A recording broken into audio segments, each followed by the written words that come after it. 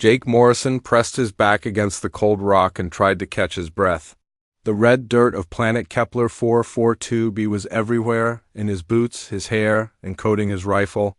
He could hear the strange buzzing sound that the alien weapons made when they fired. Each buzz meant another plasma bolt that could turn them into ash. "Sir, we're running low on ammo," said Sergeant Amy Collins. She was crouched next to him behind the same boulder. Her face was dirty and tired. They had been fighting for 6 hours straight. "How much do we have left?" Jake asked. He already knew the answer would be bad. "Maybe 20 minutes of shooting if we're careful," said Corporal Danny Rodriguez from behind another rock. "And that's if we don't waste any shots." Jake looked at his squad.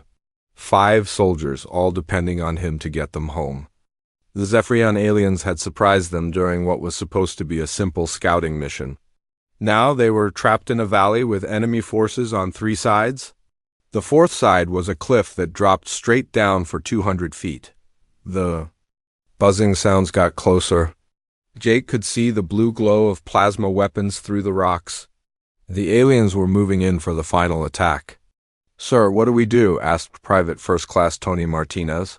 He was the youngest member of the squad, barely 20 years old. His hands were shaking as he held his rifle. Jake didn't have an answer. They were outnumbered, outgunned, and almost out of ammunition. In about 10 minutes, the aliens would rush their position and it would all be over. His stomach growled loudly. He couldn't remember the last time he had eaten anything. The emergency rations were back at base camp, 5 miles away. That might as well have been on another planet. Jake reached into his pocket and felt something he had forgotten about. It was a small wrapped package that Lisa had given him before he shipped out to this rock. She had made him promise to save it for when he really needed it. "For when things get really bad," she had said with a smile. "It's your favorite chocolate and peanut butter." Jake almost laughed. Things couldn't get much worse than this. He pulled out the energy bar and looked at it. The wrapper was a little bent, but it looked normal. Just a regular protein bar from some company called Peak Performance Nutrition. "What's that, sir?" asked Amy. "Lunch," Jake said. He tore open the wrapper and took a bite. The bar tasted good, but nothing special. Chocolate and peanut butter, just like Lisa had said. He ate it quickly, trying not to think about how it might be his last meal. The buzzing sound stopped. Jake knew what that meant. The aliens were getting ready to charge. He checked his rifle one more time and got ready to sell his life as dearly as possible. Then something strange happened. Jake felt warm, like he was sitting in front of a fire. The warmth spread from his stomach to his chest, then to his arms and legs. His heart started beating faster, but not from fear. He felt dong. "Sir, are you okay?" Danny asked. "You look different." Jake stood up and looked around. Everything seemed clearer, brighter. He could see details that he had missed before, the way the shadows fell between the rocks, the exact position of each alien soldier, the best path too. "Take if they wanted to escape, sir?" Amy's voice sounded far away. Jake felt his muscles getting bigger, stronger. His clothes felt tight. The rifle in his hands felt as light as a toy. He could hear his own heartbeat, slow and steady. He could hear the aliens breathing 60 yards away. "Get ready to move," Jake said. His voice sounded different, deeper. "Move." "Where, sir?" Tony asked. Jake pointed to a gap between 2 boulders. "There, when I give the signal, you all run for that opening. Don't stop, don't look back, just run. What about you?" Amy asked. "I'm going to buy you some time," Jake said. He stepped out from behind the boulder before anyone could stop him. The first alien he saw was tall and thin, with gray skin and 4 arms. It was holding a plasma rifle and wearing black armor. When it saw Jake, it made a hissing sound and raised its weapon. Jake moved faster than he had ever moved in his life. He crossed 30 yards in 3 seconds and hit the alien with his shoulder. The creature flew backwards and hit a rock so hard that the rock cracked. 2 more aliens appeared from behind another boulder. They both fired at the same time. Jake saw the plasma bolts coming and simply stepped aside. The bolts moved slowly, like he was watching a movie in slow motion. Jake grabbed the first alien's rifle and threw it like a spear. It hit the second. alien in the chest and knocked it down. The third alien tried to run, but Jake caught it in 2 steps and lifted it over his head. He threw it toward the cliff, and it disappeared over the edge. More aliens came running from different directions. Jake counted 12 of them, all with weapons pointed at him. He should have been scared, but he felt calm and focused. He could see exactly where each alien was, what weapon it carried, and how fast it was moving. Jake picked up 2 plasma rifles and started shooting. Every shot hit its target. The aliens fell one by one, and Jake moved between them like he was dancing. Nothing they did could touch him. In less than 5 minutes, all the aliens were down. Jake stood in the middle of the battlefield, breathing normally. He didn't feel tired at all. Double quotes, sir.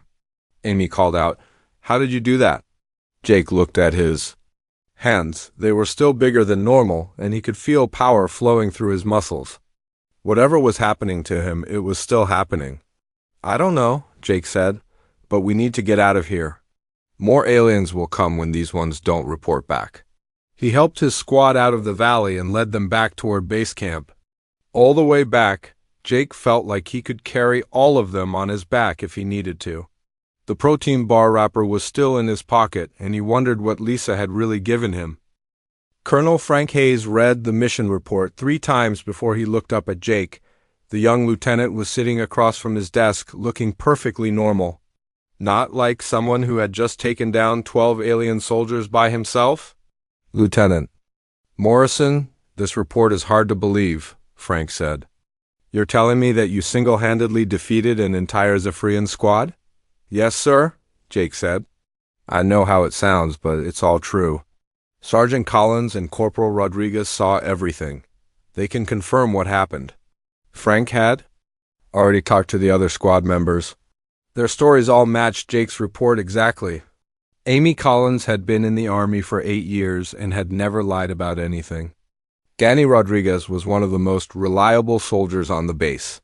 If they said Jake had done impossible things, then something very strange had happened. "Show me," Frank said. "Sir, show me what you can do, right now."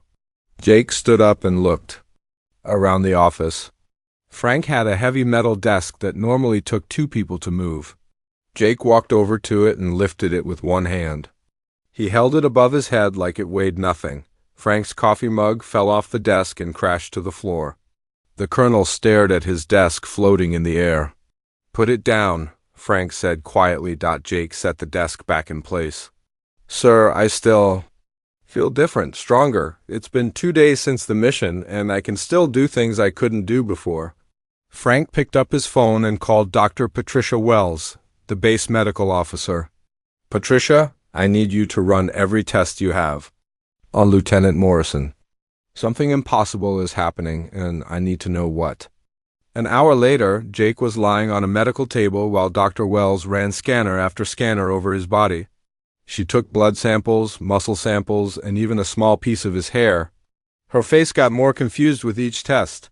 "Colonel Hayes," she said finally, "you need to see this." Frank looked at the computer screen. It showed Jake's muscle density, bone strength, and brain activity. All the numbers were much higher than normal. "His muscle density is 3 times stronger than it should be," Dr. Wells said. "His bones are harder than steel. His brain is working faster than any human brain on record." "This shouldn't be possible. What caused it?" Frank asked. "I don't know yet," Dr. Wells said. "But Lieutenant Morrison, I need to ask you something. Did you eat or drink anything unusual before the mission?" Jake thought about it. "Just an energy bar that my girlfriend gave me. Do you still have the wrapper?" Jake reached into his pocket and pulled out the crumpled wrapper. Dr. Wells took it carefully and put it under a microscope. "Peak performance. Nutrition," she read from the wrapper. "I've never heard of this company." "Colonel, I need to find out more about this energy bar." Captain Nicole Turner was the base intelligence officer. She was good at finding information about anything, no matter how secret or hidden it was. When Frank asked her to research the energy bar company, she got to work right away. 2 days later, Nicole had answers. She came to Frank's office with a thick file and a serious expression. "Colonel, this is very interesting," she said. Peak Performance Nutrition is a small company owned by a man named Kevin Baker. He used to be a biochemist before he started making protein bars. What's special about his bars? Frank asked. Nothing, usually. But Lieutenant Morrison's bar was part of a shipment that got lost in space 3 months ago. The cargo ship carrying them had to take an emergency route through Earth's radiation belt to avoid asteroid debris. Frank leaned forward. Radiation? High levels of cosmic radiation. But that's not the strangest part. The bars also contain a fungus extract from the Amazon rainforest. It was discovered by a botanist named Dr. Carlos Mendez. Most people thought it was useless, but when it got exposed to that radiation ... it changed, Frank finished. Exactly. The radiation changed the fungus at a molecular level. When combined with human stress hormones and adrenaline, it creates a chemical reaction that enhances human abilities. Frank looked at Jake's medical reports again. How many bars were in that shipment? 50 cases. Most of them were delivered to different military bases across the galaxy.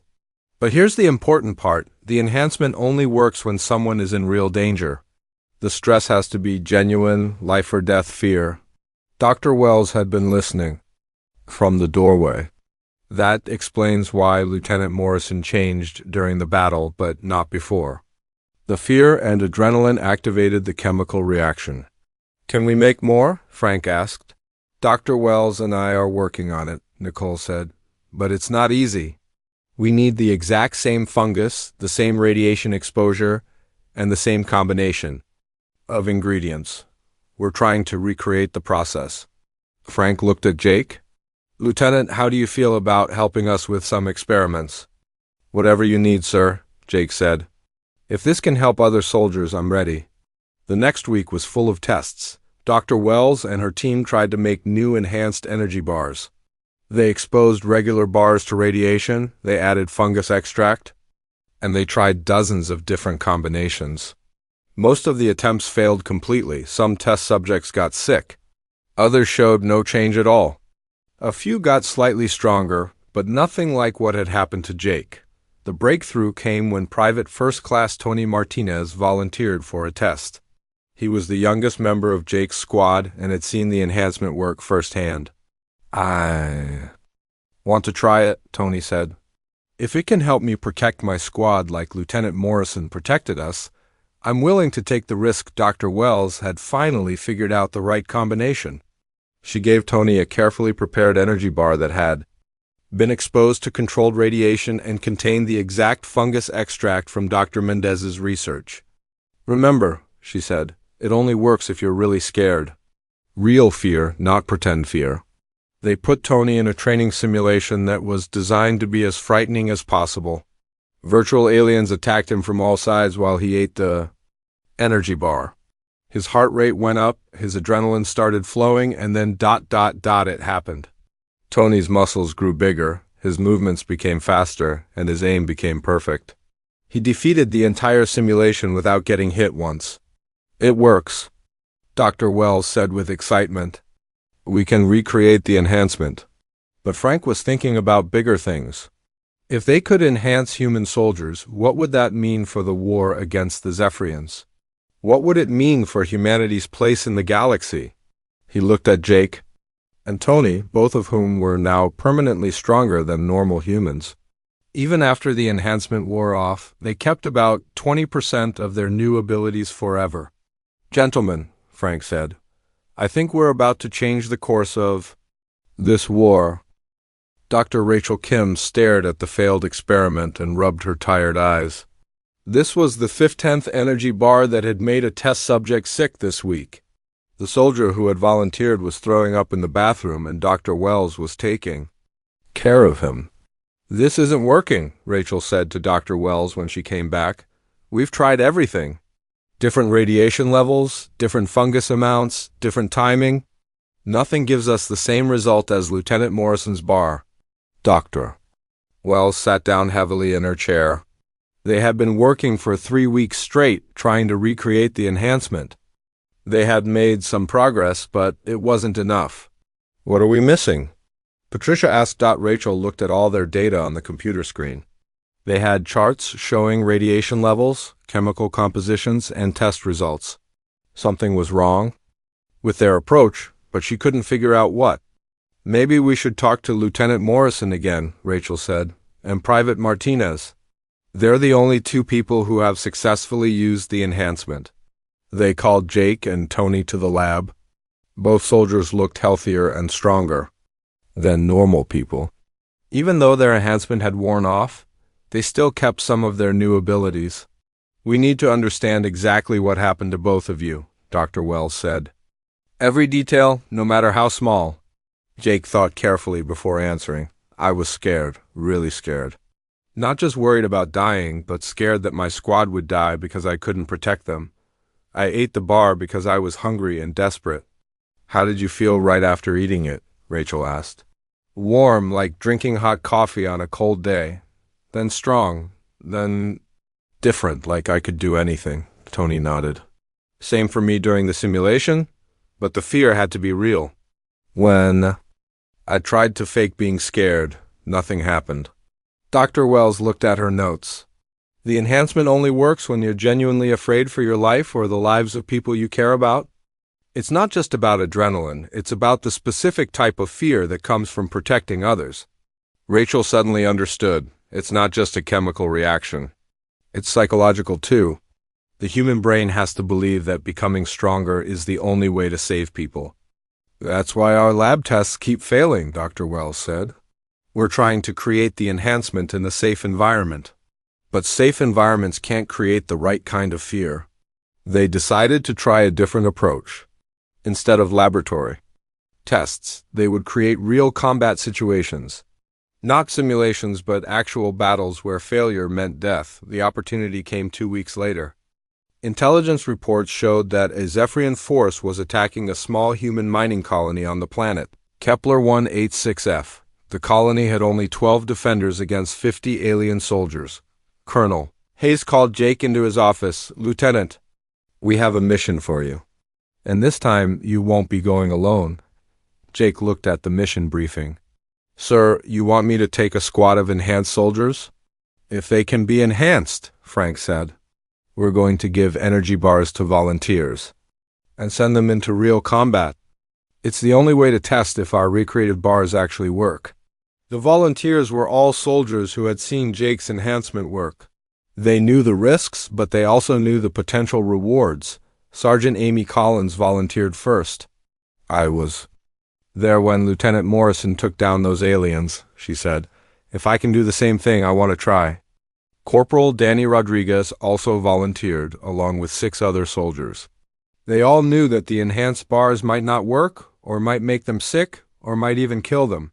But they also knew that the mining colony would be destroyed if they didn't try something. The squad loaded into a transport ship and headed for Kepler 186f. Each soldier carried an enhanced energy bar that Dr. Wells and Dr. Kim had carefully prepared.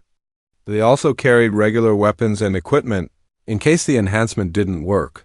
The mining colony was under heavy attack when they arrived. The colonists were hiding in underground bunkers while Zephyrian soldiers destroyed everything above ground. The colony's defenders were running out of ammunition and would be overrun in less than an hour. "This is it," Jake told his squad as they prepared to land. "Remember, the enhancement only works if you're really scared. Don't eat the bar until you're genuinely afraid for your life." They landed behind enemy lines and immediately came under fire. The Zephyrian soldiers were surprised to see reinforcements, but they quickly surrounded the human squad. Amy was the first to eat her bar. A plasma bolt missed her head by inches, and she realized that she was about to die. She tore open the wrapper and ate the entire bar in 3 bites. The familiar warmth spread through her body. Her muscles grew bigger, her reflexes became faster, and her fear turned into confidence. She picked up a fallen alien weapon and started shooting with perfect accuracy. Danny ate his bar when 3 aliens charged his position. The enhancement hit him like lightning, and he threw his rifle aside. He didn't need it anymore. He caught the first alien's weapon in mid-air and used it to knock down the other 2, one by one. The other volunteers ate their bars and transformed. Not all of them worked. 2 soldiers got sick and had to be evacuated. But 6 out of 8 successful enhancements was better than Dr. Wells had hoped for. The battle turned quickly. The enhanced humans moved through the alien forces like they were unstoppable. Jake coordinated the attack, using his experience to direct the other enhanced soldiers. In 30 minutes, the Zephyrian force was defeated. The mining colony was saved, and the human military had its first enhanced squad. Back at base, Dr. Wells and Dr. Kim analyzed what had happened. The success rate was about 75%, which was much better than their laboratory tests. The key is genuine fear, Rachel said. The human brain has to believe that enhancement is the only way to survive. You can't fake that kind of desperation. But we also learned something else, Dr. Wells added. The enhancement is getting stronger. Lieutenant Morrison's abilities improved during this mission. The more times someone uses the enhancement, the more powerful they become. Colonel Hayes looked at the mission reports.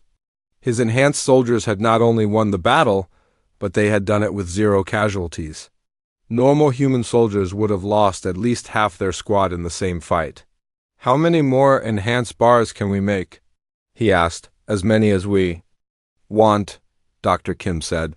We figured out the process. But we need to be careful about who we give them to. Why? Because the enhancement changes people, Dr. Wells explained. Not just physically, but mentally. Enhanced soldiers become more confident, more aggressive, more willing to take risks. They also become more protective of other humans. Jake had been quiet during the briefing, but now he spoke up. Sir, I think that's a good thing. The enhancement doesn't just make us stronger, it makes us better soldiers. It makes us more human, Frank looked at his enhanced soldiers. They were all different now, bigger, stronger, more alert.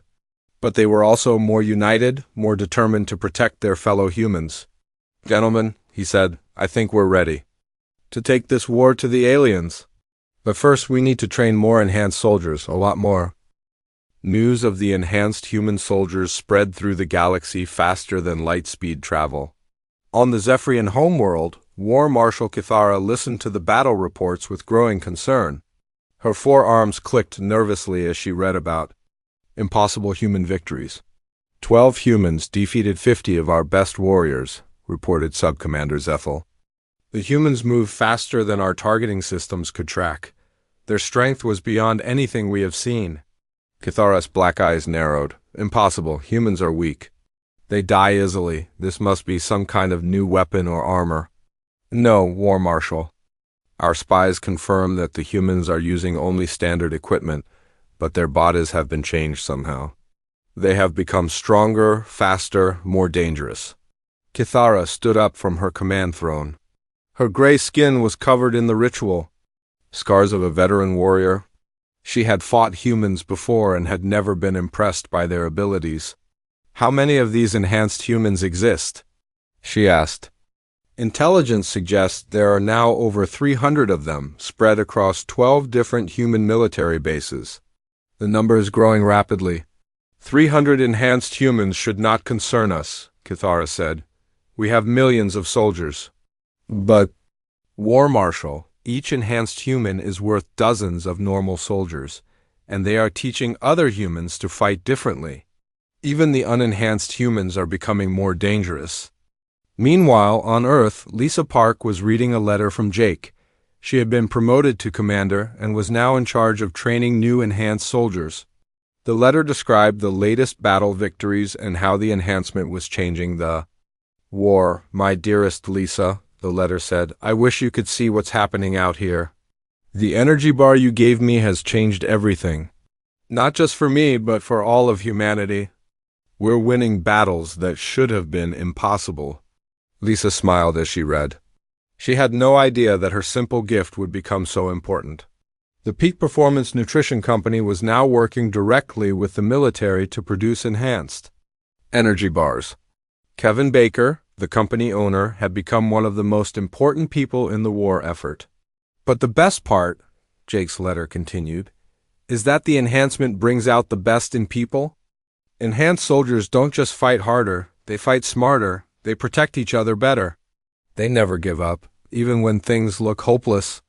Lisa looked out the window at the training facility she now commanded.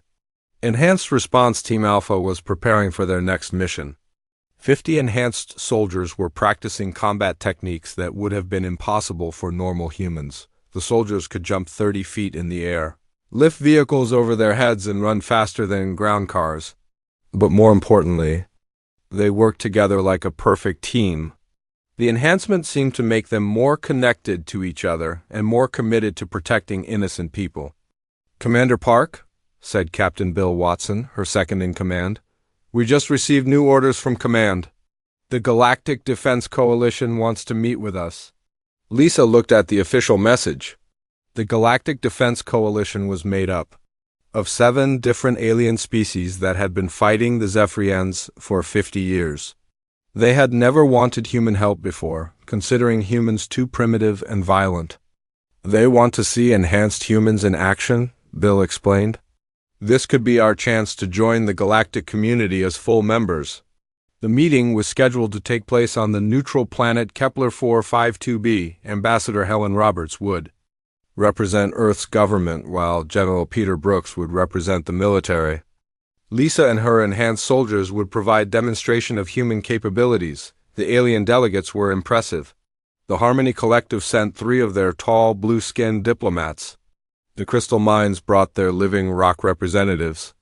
The Star Wanderers appeared as beings of pure energy.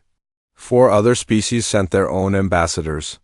"We have heard reports of human enhancement," said Ambassador Veltar of the Harmony Collective. "But we find these reports difficult to believe.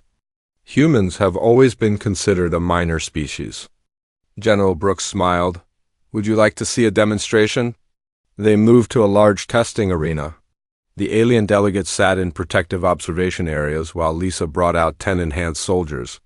The test was simple. The enhanced humans would face combat robots that had been programmed to match Zephyrian fighting abilities. 20 robot warriors entered the arena. Each one was armed with plasma weapons and programmed with advanced combat tactics.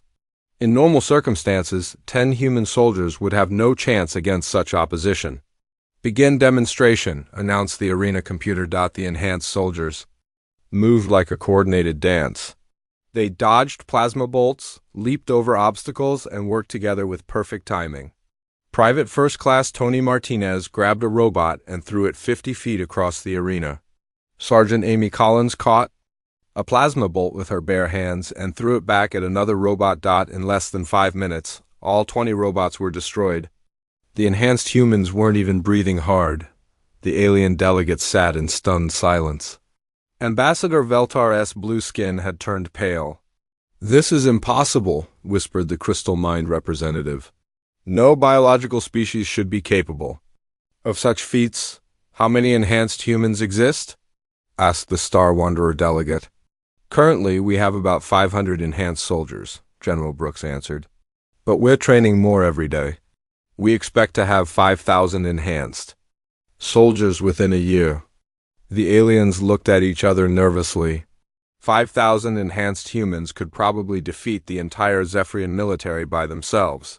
"We need to discuss this," said Ambassador Veltar. "The Coalition will send you our decision within 1 week." After the aliens left, Lisa talked with General Brooks about what had happened. "Sir, do you think they'll accept us as full members?" she asked. "I think they're scared," Brooks said. "They've never seen anything like enhanced humans." "We're changing the balance of power in the galaxy. Is that good or bad?" "That depends on what we do with our new power," Brooks said. "If we use it to protect innocent people and bring peace to the galaxy, it's good. If we use it to conquer and dominate, it's bad." Lisa thought about Jake's letter. He had written that the enhancement brought out the best in people. She hoped that would continue to be true as more humans became enhanced. 3 days later, they received the Coalition's answer. Earth was invited to join as a full member, with all the rights and responsibilities that came with membership. But there were conditions. The Coalition requires that enhanced humans be used only for defensive purposes, Ambassador Roberts explained. "They want guarantees that we won't use our enhanced soldiers to attack other species." "That's acceptable," General Brooks said. We never intended to use the enhancement for conquest anyway. But privately, Lisa wondered what would happen if other species tried to develop their own enhancements. Would the galaxy become a place where every species was trying to become stronger than the others?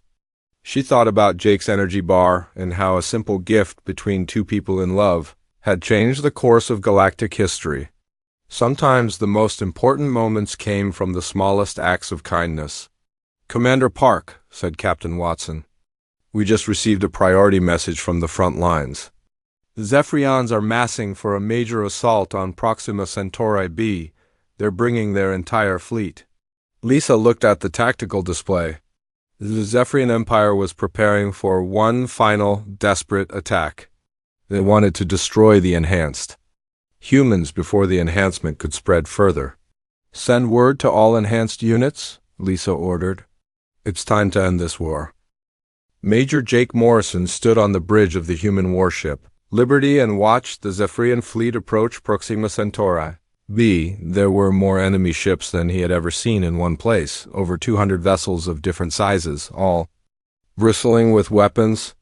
"Sir, that's their entire military force," said Captain Sarah Lopez, the ship's commanding officer. "If they win this battle, they'll have enough strength to attack Earth directly." Jake nodded grimly.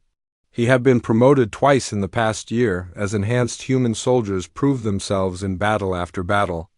Now he commanded a battalion of 300 enhanced soldiers, the largest concentration of enhanced humans ever assembled.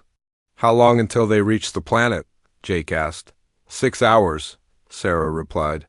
"Our fleet will engage them in space, but some of their ships will probably make it to the surface." Jake activated the ship's communication system. "All enhanced units, this is Major Morrison. Prepare for combat deployment. This is the battle we've been training for." Down in the cargo bay, enhanced soldiers were checking their equipment and eating their combat rations.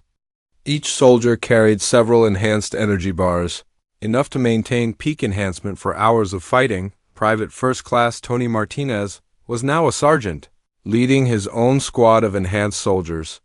He looked at the newest recruits, young men and women who had volunteered to undergo the enhancement process.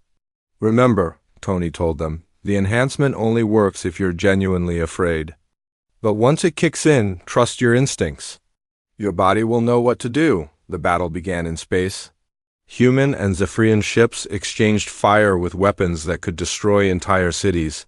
The space above Proxima Centauri be lit up with explosions and energy beams, but the Zephyrians had planned for this. While the main fleet kept the human ships busy, 50 smaller vessels broke away and headed for the planet's surface. They carried ground troops intended to capture the human mining installations. "Major Morrison," came the voice of Admiral Kate. "Tell her over the radio. 30 Zephyrian ships have made it past our defenses. They're heading for Mining Station Alpha." Jake looked at his tactical display. Mining Station Alpha was home to 5,000 human civilians. If the Zephyrians captured it, they would have hostages to use against the human fleet. "Understood, Admiral. We're deploying now." The Liberty and 12 other ships broke away from the main battle and headed for the planet's surface. Jake's enhanced soldiers prepared for the most important fight of their lives. The Zephyrian ground force was massive. Over 3,000 alien soldiers with advanced weapons and armor. They had landed near Mining Station Alpha and were already moving toward the civilian areas. Jake's 300 enhanced soldiers seemed impossibly outnumbered. But numbers had never been the most important factor in battles involving enhanced humans. "All units, eat your bars and prepare for enhancement," Jake ordered. "Remember, we're not just fighting for victory. We're fighting to protect innocent people who can't protect themselves." The familiar warmth spread through Jake's body as the enhancement took hold. His muscles grew larger, his reflexes became lightning fast, and his tactical awareness expanded to superhuman levels. Around him, 300 other soldiers underwent the same transformation. The enhanced humans moved across the battlefield like a force of nature. They dodged plasma bolts, leaped over obstacles, and struck with devastating precision. Jake watched Sergeant Amy Collins lift a Zephyrian tank over her head and throw it at another tank. Both vehicles exploded in a shower of metal and fire. Corporal Danny Rodriguez was leading a charge against a fortified alien position. Enemy soldiers fired at him from behind cover, but he moved too fast for them to hit. He jumped 30 feet in the air and landed in the middle of their position, then began fighting with his bare hands. But the most amazing thing was how the enhanced soldiers worked together. They moved like they could read each other's minds, coordinating attacks and protecting each other with perfect timing. When one soldier was in trouble, 3 others would immediately come to help. Jake found himself facing War Marshal Cathara herself. The alien commander was over 8 feet tall and armed with 4 different weapons. Her black eyes burned with hatred as she looked at the human who had changed the course of the war. "You have ruined everything," she hissed in broken English. "My people have fought for centuries to build our empire. Now you vermin threaten to destroy it all?" "Your empire was built on conquering and enslaving other species," Jake replied. "It deserves to be destroyed." They fought among the ruins of a damaged building. Cathara was fast and skilled, but Jake was enhanced. He moved like lightning, dodging her attacks and striking back with superhuman strength. The battle raged around them while Jake and the alien commander fought their personal duel. Enhanced humans battled Zephyrian soldiers in the streets, the sky, and even on the rooftops of tall buildings. Finally, Jake managed to get past Cathara's defenses. He grabbed 2 of her weapons and threw them aside, then lifted the alien commander over his head. "Surrender," Jake said. "Order your forces to retreat, and no more of your people have to die." Cathara looked around the battlefield. Her soldiers were falling back on all sides, defeated by the enhanced humans. The mighty Zephyrian Empire was crumbling before her eyes. "We surrender," she said quietly. Jake set her down gently. "Signal your ships to withdraw. The war is over." The Battle of Proxima Centauri B lasted only 4 hours, but it ended a conflict that had raged for decades. The surviving Zephyrian forces retreated to their home system, while the human fleet established control over the star system. But the most important moment came after the battle, when representatives from 17 different alien species arrived to witness what had happened. They had come to see if the reports about enhanced humans were true. Ambassador Veltar of the Harmony Collective was the first to speak. "We have observed your battle against the Zephyrians. Your enhanced soldiers fought with incredible skill and power, but we also observed something else." "What did you observe?" asked General Brooks, who had arrived with reinforcements. "Your soldiers fought not just for victory, but for the protection of innocent civilians. When they had the chance to kill helpless enemies, they chose to spare them. When they could have taken revenge, they chose mercy instead." Jake looked at his enhanced soldiers. They were all different now, bigger, stronger, more confident. But they were also more compassionate, more willing to protect others, more committed to doing what was right. "The enhancement doesn't just make us stronger," Jake explained. "It makes us more human. It brings out the best qualities that our species has to offer." Dr. Patricia Wells had been studying the enhancement for over a year.